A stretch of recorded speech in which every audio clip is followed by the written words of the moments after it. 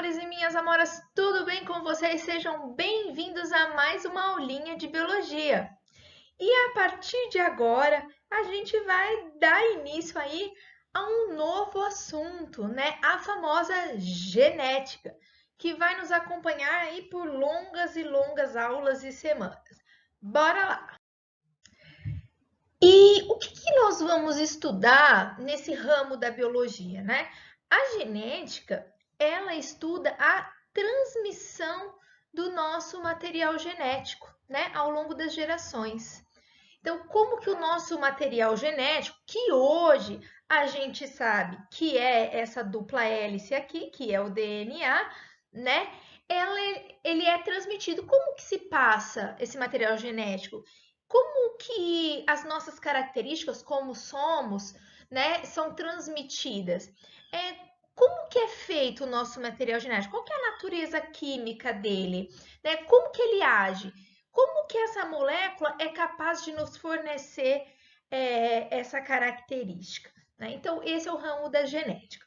Eu gosto bastante dessa aula e é muito importante, né, que vocês se dediquem, pelo menos agora no início, a entender, né? Porque se você começa a entender a genética, aí no começo você vai embora, né? E consegue aprender tudo que a gente vai aprender ao longo dessas semanas aí longas que nós vamos falar sobre genética. A genética, ela envolve vários outros raminhos menores, né? Engenharia genética, biotecnologia, biologia molecular. Então, são todos ramos da genética, né? Nós vamos ter aulas, né? 2 semaninhas aí de aula de biotecnologia, engenharia genética, né? Tudo que envolve a genética, ok? Que vai ser muito interessante. Biotecnologia é um assunto que todo ano cai uma questãozinha no Enem, por exemplo. A biotecnologia, ela tá aí ligadaça, por exemplo, né, a vacina gênica da Pfizer, né, tá relacionada aí, é um assunto que a gente sempre estuda em biotecnologia. Então, de clonagem, projeto genoma, terapia gênica, diagnóstico pré-natal, né? Nossa, o meu filho síndrome de Down, a possibilidade do meu filho ter uma síndrome, aconselhamento genético, né? Olha, a possibilidade de eu desenvolver um câncer. Ah, minha mãe teve câncer de mama. Eu tenho o gene do câncer de mama. Qual a probabilidade de eu desenvolver? Todos esses aconselhamentos genéticos envolvem a genética. Né? Então, é uma área assim que está muito no nosso dia a dia, né? Então, por isso que desperta tanto interesse assim dos alunos. Tanto conhecimento, tanta aplicação da genética, né? Como que a gente chegou nesse conhecimento, né? Hoje, o conhecimento que a gente tem, apesar de ser pouco, é gigante, perto do que a gente tinha há uns anos atrás. Então, como que a gente chegou no que a gente tem hoje? Porque ao longo das aulas, a gente parece que é tudo tão simples, né? A gente passa o conteúdo para vocês, parece que esse conhecimento chegou da noite para o dia, né? E não foi assim. Então, essa videoaula de introdução à genética é para mostrar para vocês que nem sempre foi fácil, né? Nem sempre foi tão num piscar de olhos. Então, existem várias teorias que tentaram entender como o nosso material genético era transmitido, como as nossas características, onde estavam as nossas características, como os indivíduos eram formados. Né? Então, eu coloco aqui algumas dessas teorias que a gente vai ver nessas videoaulas, ok? Tudo começa, né, para a gente a origem da genética, ela está atrelada à descoberta dos gametas. O que são gametas? Né? As gametas são as nossas células sexuais. Então, nós, seres humanos, indivíduos, a gente vem da união, né, da fecundação dos gametas. Então, o princípio das nossas características devem estar atrelados aos gametas. Então, quando que se descobriu o gameta, né? Quando que se descobriu o óvulo e o espermatozoide? Então, essa tentativa de descoberta aí da onde a gente vinha, como que nós éramos formados, vem lá de Aristóteles, de 350 anos antes de Cristo, né? Graaff, em 1660, já depois de Cristo, olha isso, quanto tempo passou, né? Ele descobriu os folículos ovarianos, tanto é que são chamados de folículos de Graaff, né? O que são os folículos ovarianos? São células do ovário que vão dar origem ao óvulo, mas não descobriu-se o óvulo, né? Descobriu-se esses folículos. Quem descreveu mesmo o gameta feminino, o óvulo humano, foi Bayer em 1827. Gente, praticamente há 200 anos atrás, né?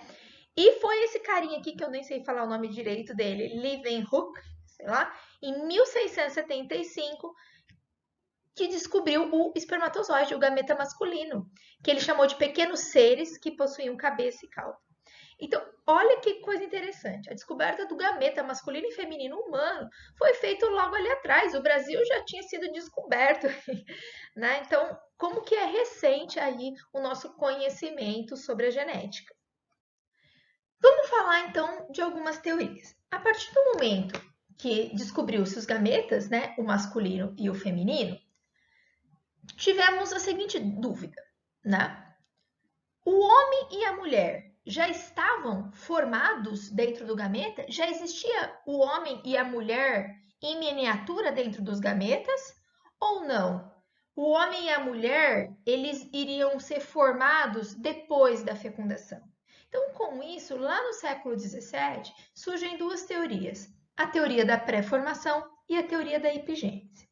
A teoria da pré-formação já dizia que o homem já estava, os indivíduos já se encontravam pré-formados no interior do ovinho lá, que é chamado de homúnculo, né? Então, eu já acreditava que tinha. Com a descoberta dos gametas, né, surgiram duas vertentes. Tá, se o homem já tá no ovinho lá na mulher, já tá, quando surge, já tá pré-formado, e se tem o gameta masculino e feminino, o homem está formado no gameta masculino ou no feminino? No masculino ou no feminino? E aí, uma vertente acreditava que o homem já estava formado no gameta feminino, chamou de ovistes, e a outra vertente acreditava que o homem já estava formado no espermatozoide, no gameta masculino, que chamou de animalculistes. Né? Então, o indivíduo adulto em miniatura estaria no óvulo ou no espermatozoide? A outra teoria, que é a teoria da epigênese, né, que ganhou força aí com von Baer, quando ele descobriu lá o óvulo, ele dizia que não, que os órgãos, que o indivíduo, né, ele era formado ao longo do desenvolvimento embrionário. Eles não são pré-formados no interior do gameta. Então, vai ter a fecundação, e aí, ao longo do desenvolvimento embrionário, eles vão sendo formados como um indivíduo adulto. Ok? Bom, eu não preciso nem falar, né, que a teoria hoje que a gente conhece, que a teoria da pré-formação estava errada. Ok? A gente já não nasce pronto nos gametas, né? Nós passamos por desenvolvimento embrionário. Ok, então beleza. Então descobriu-se que nós temos um desenvolvimento embrionário. Mas como que as nossas características são transmitidas dos nossos pais para nós, né? Pai para filho, do pai para filho. Como que acontece, né? Como que o filho é a cara do pai, né? Como que isso é transmitido? Então, várias teorias foram propostas. E uma delas foi o próprio Darwin. Darwin estudou várias coisas, não foi só a evolução, né? E ele errou em vários momentos. Ele acertou com a teoria da evolução, ok? Mas que nem Darwin propôs a teoria da pangênese em 1868. O que ele achava?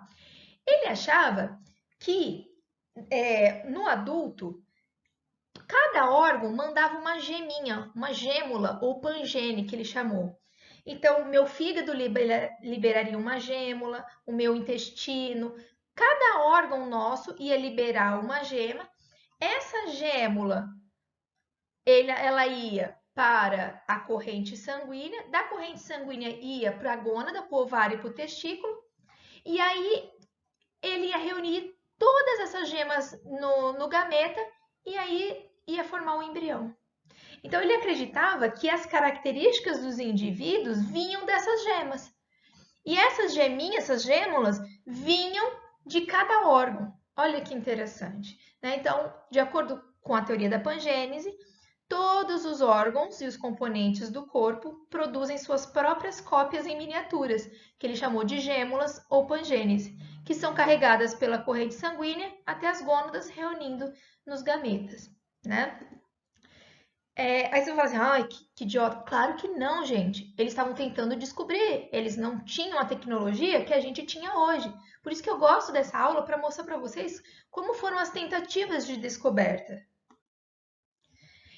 E aí, já a herança ancestral de Galton, né, que eles falam, Galton já falava assim, que a herança era pelo sangue, né?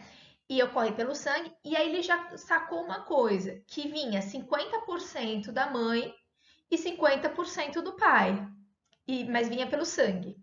E aí, com isso, vinha 25% dos avós, 2,5% dos bisavós e assim por diante. E aí chegou Mendel. Hoje a gente sabe que o Mendel é considerado o pai da genética. E ele propôs a teoria dele em 1856 a 1863.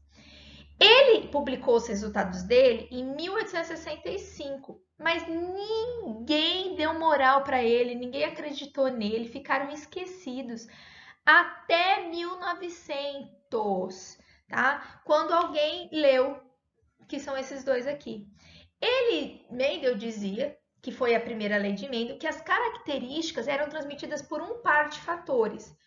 Esse par vinha um da mãe e um do pai.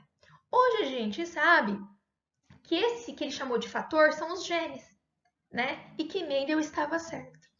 Eu não vou me ater nessa parte, porque a gente vai ter uma aula só de Mendel, da primeira lei de Mendel. Mas é importante dizer, gente, que Mendel ele foi desacreditado no começo, ok? E aí depois, mais para frente, a gente tem a teoria cromossômica da herança, em 1902. Já olha lá, gente, super recente, né? O que aconteceu? É um melhoramento de Mendel, porque Mendel dizia que as características, né, elas estavam nesses fatores. Mas aonde estavam esses fatores? A teoria cromossômica dizia, então, que os genes estão localizados nos cromossomos, né? Então, os fatores, os genes estão nos cromossomos. E os cromossomos sofrem meiose, vão formar os gametas, que é o que a gente conhece hoje. Mais uma vez, essa teoria sofreu forte rejeição na época, ninguém acreditou nos caras, né? E aí, em 1915, Morgan, que a gente também vai estudar sobre Morgan, né, eles confirmaram essa teoria. Tanto é que em 1933 o Morgan recebeu o Prêmio Nobel de Fisiologia e Medicina com essa teoria. Ok? Então, eu estou passando por aqui para vocês, mas a gente vai estudar essa teoria. Vamos estudar Morgan, vamos estudar Mendel e assim por diante. Essa aula, então, foi para aguçar vocês, né, para vocês terem um gostinho do que é a genética, para vocês entenderem que o conhecimento ele não surge da noite para o dia, que muitas pessoas erraram, muitas pessoas acertaram e que a ciência é assim. A ciência é tentativa, são erros, são acertos, né, na busca do conhecimento. Então, a partir da próxima videoaula, a gente vai estudar o DNA, a nossa molécula hereditária. Até lá!